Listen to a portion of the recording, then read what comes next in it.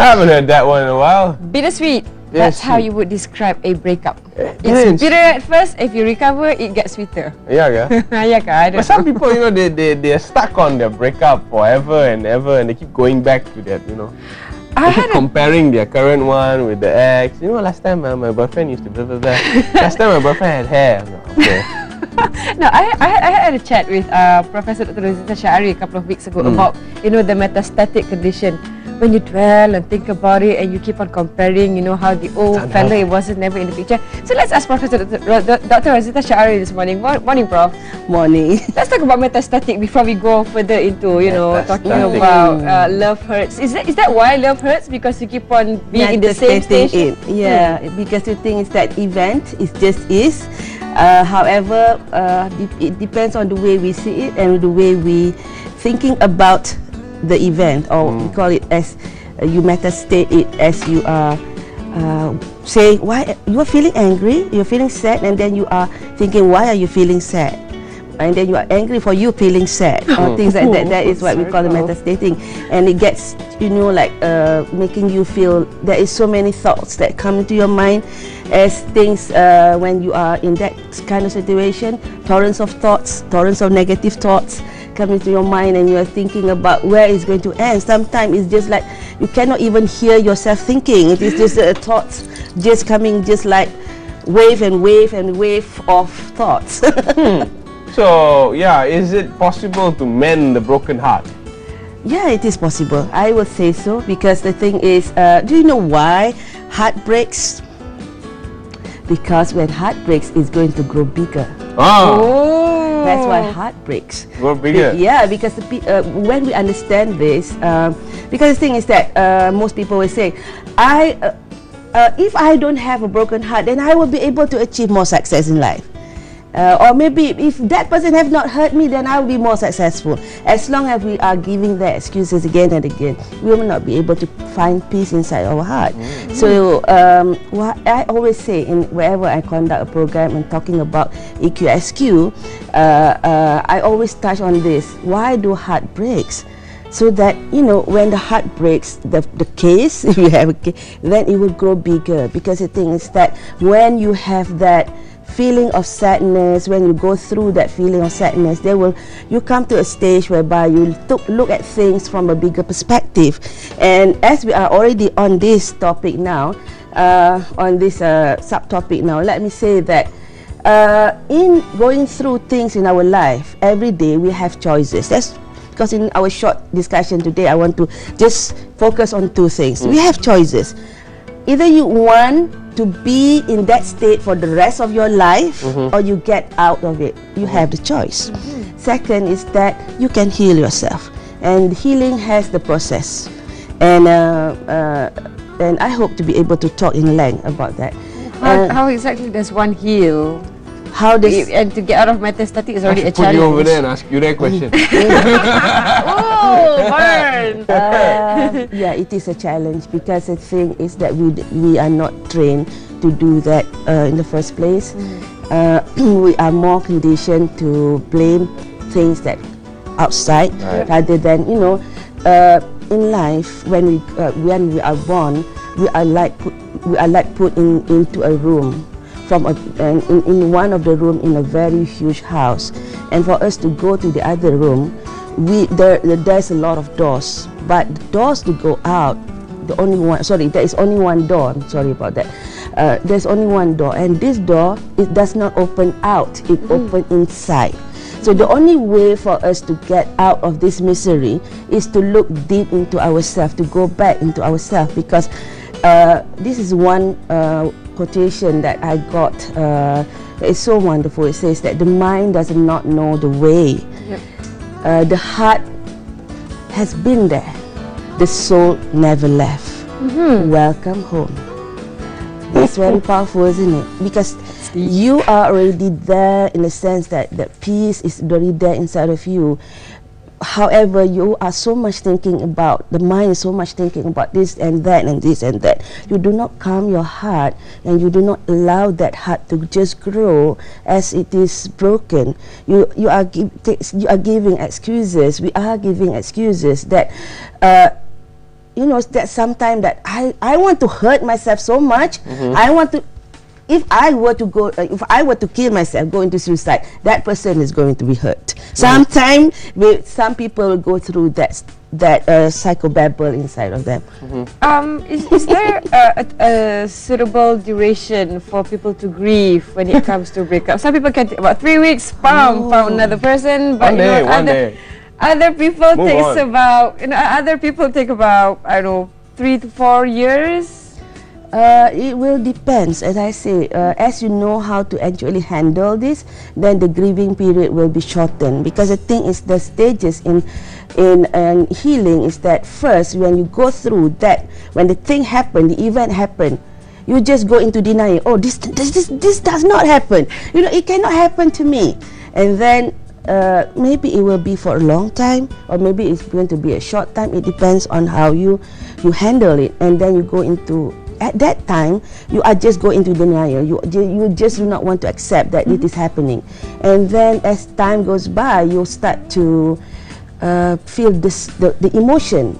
Because if it is at the brain, in the first time, when the event happened, it goes into what you call the reptilian brain. The reptilian brain at the back, because we are the triune brain, we have down, the most down is the reptilian brain, on top it is the mammalian brain, and on top it is the thinking brain, the neocortex. Now, when you are at the reptilian brain, I mean when the process happened, when the event happened, the first thing that you hit is your reptilian brain, and you go into this feeling of, no, this does not happen, it cannot happen to me. For example, an accident, it's not only about this, but also accident, or somebody steal your handphone, things like any event that we don't want to happen in our life. We go through that, and then only we start to feel, oh, and then we start to feel sad, we start to feel anger, we start to feel all sort of feeling mixed in, you know, as a turmoil inside of you. And as you go through that, you start to grieve, you feel the loss of it. This is the good place to be, because grieving gives you this feeling of you start to look back, and you start to realize, and you start to have this what we call there will be a two choice. Either you go back into anger, or you go into healing, acceptance that it happened. And when you start to have this, starting to go up and look down, what is happening? Oh, this is what happened, and this is the learning that I get. When you start to do that, then there is a chance for you to heal.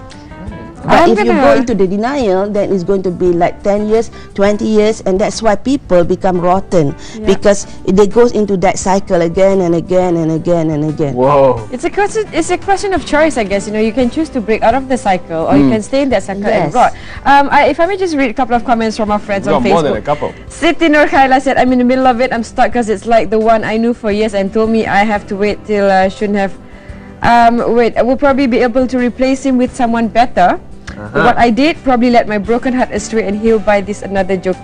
Oh, sweetheart, you're still young, you know, don't grieve, go out and have fun. Midori Bear, when love hurts so much, take it as a lesson to get to know more about each other. Okay, that's good advice. Zakinanga, right? This is a familiar face.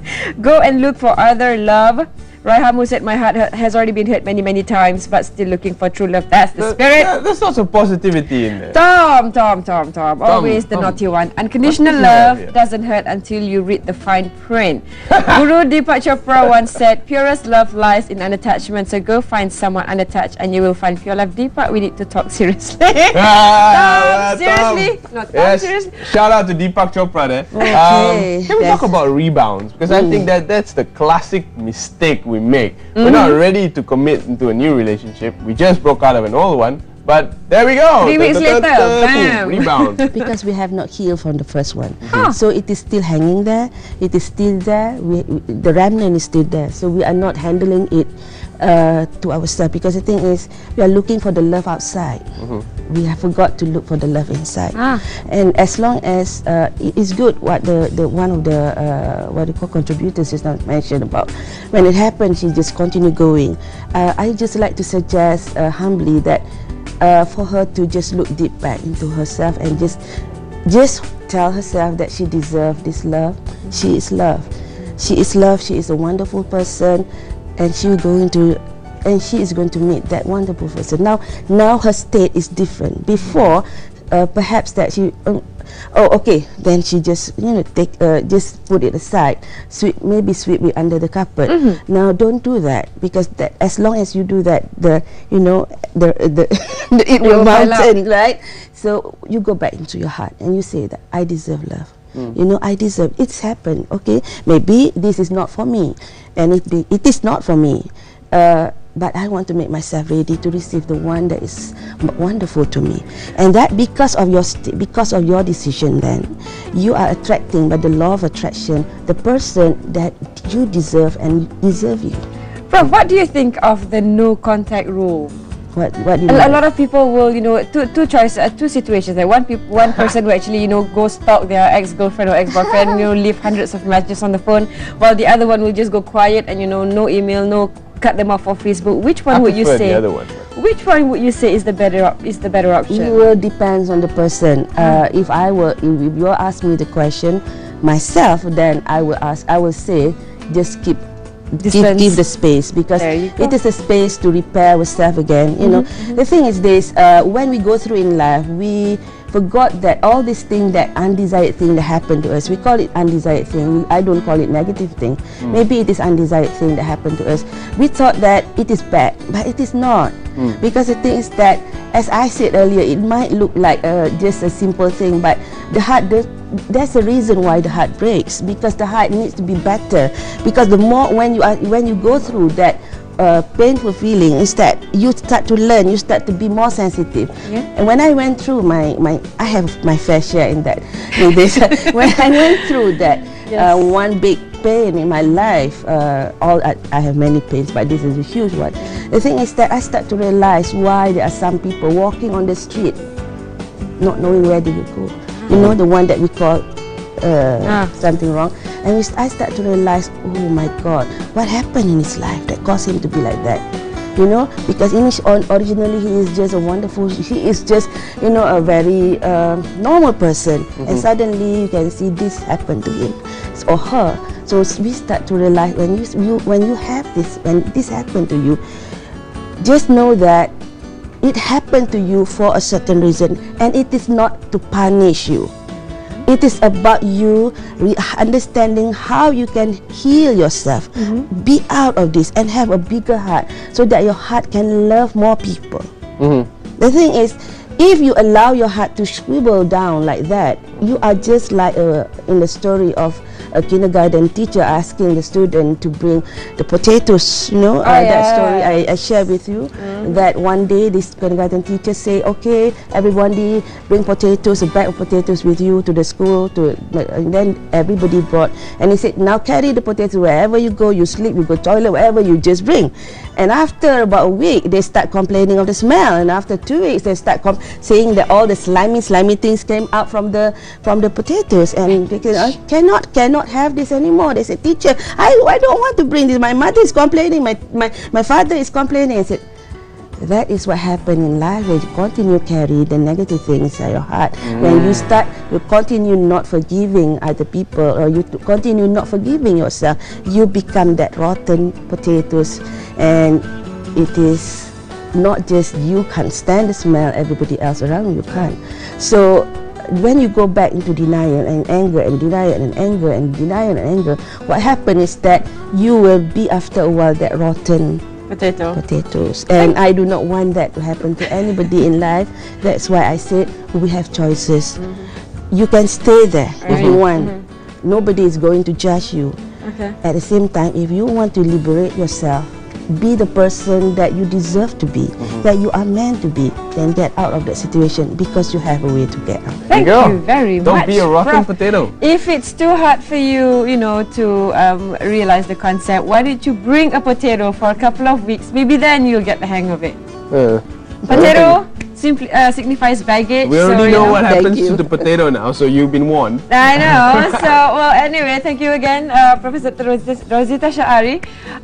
Well, good topic right there. Yeah, very, very apt. Hope it shed some light. of you today facing a certain breakup, a situation where you thought, you know, this is the end of the world, blah, blah, blah. Now you know you have choices. Alright, so talking about another human-to-human relationship, human resources. We're going to be talking to Yang Berhormat Dato' Mazlan, the Deputy Minister of Human Resources, with regards to the Workers' Day celebration that's coming up in mere minutes, so stay with us. Don't go anywhere.